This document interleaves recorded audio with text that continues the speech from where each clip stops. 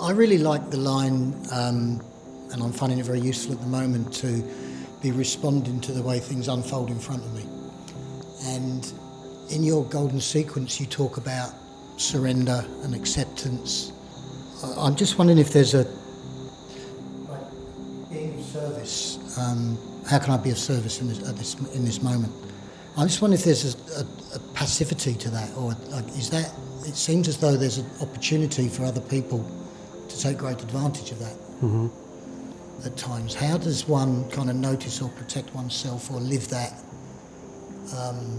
generous, gracious life without that happening? Yeah.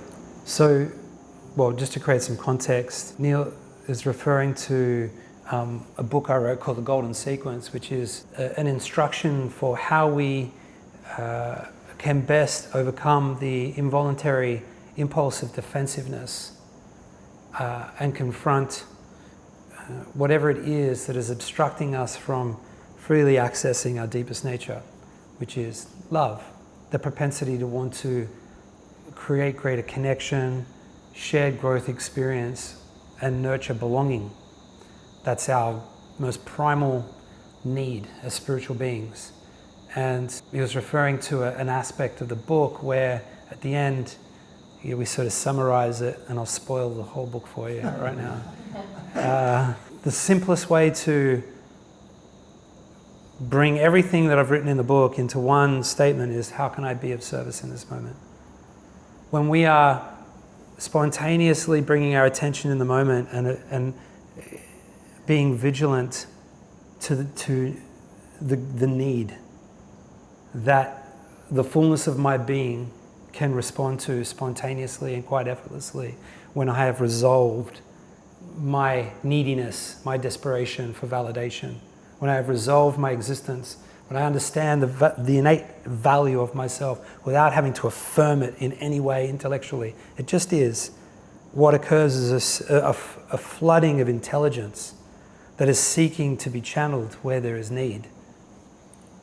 And so our natural predisposition in the state is one of, how can I be of service? But without any kind of desperation. With that in mind, when our cup runneth over, so to speak, when our heart is full of love and compassion and a sense of great capability, you can't be taken advantage of.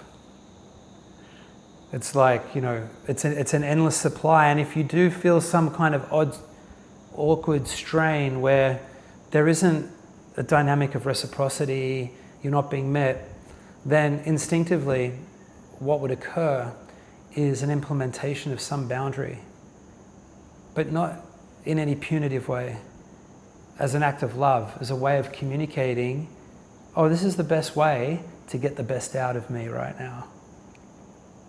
If you overreach, you're ignoring something that is of great value to you that you may not be recognizing.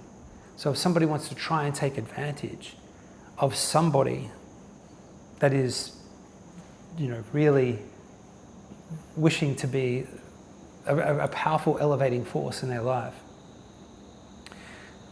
that the individual that is of service, it can discern in that moment if there is some kind of imbalance in the dynamic, and to just gently correct it with some kind of boundary and communicate. And it's purely just to provide insight for how they can get the best out of you. It's instructional with compassion.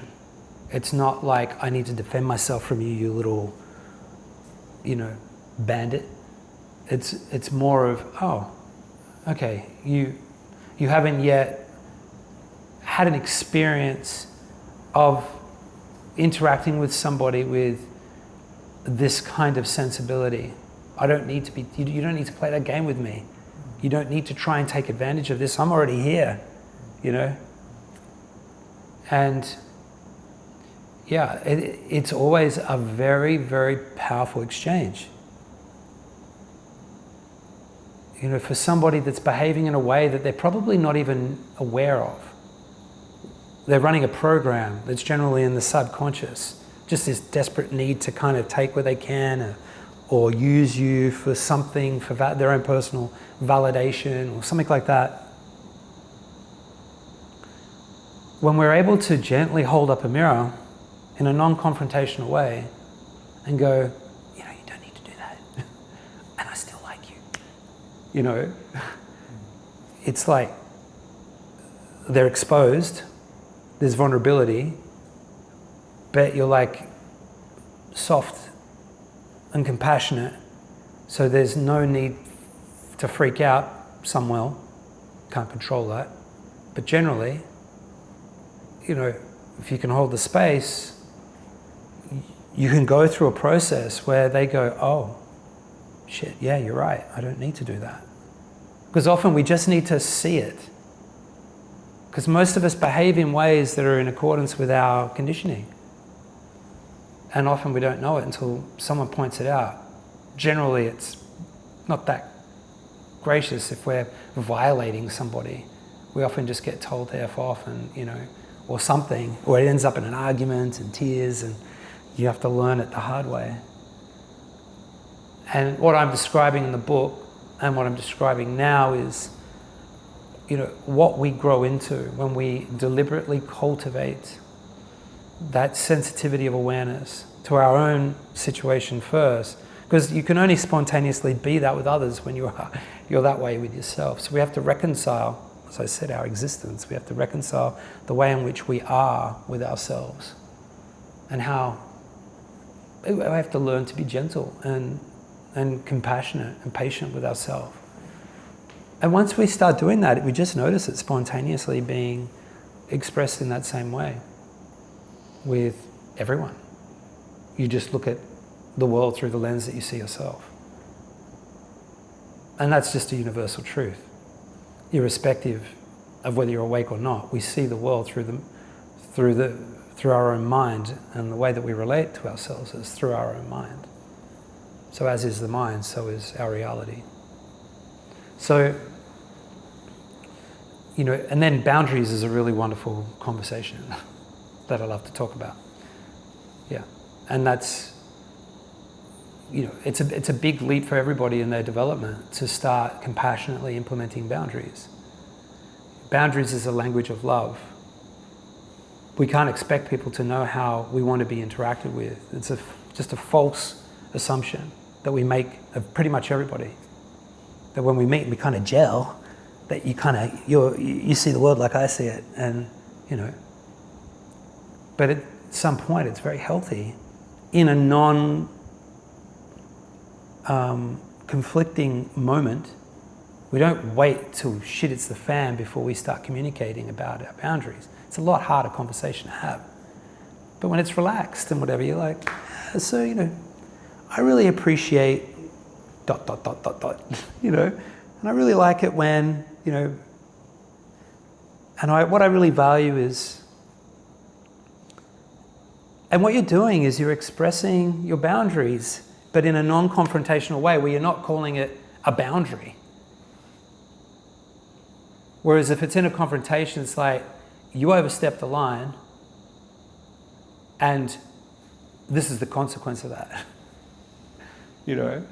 If you're offended. Whereas if we've expressed our values and somebody sort of violates that in some way, then you can go, hey, remember when we had that conversation, I expressed this? So,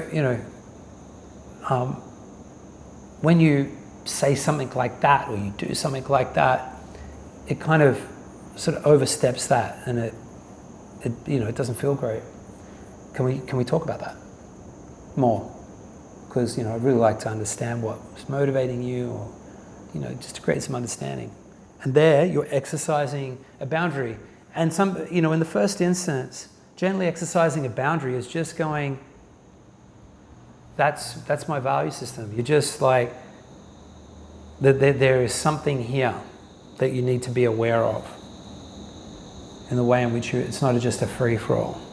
You have to bring consciousness, awareness in the way in which you conduct yourself with me, that, you know, we're either in agreement or we're not. It's like our contract. We respect each other.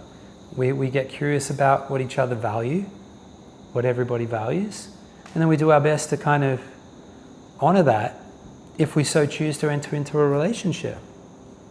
Entering into a relationship with somebody after they've expressed their values is saying, I take responsibility in ensuring that I'm respectful and caring about what you value.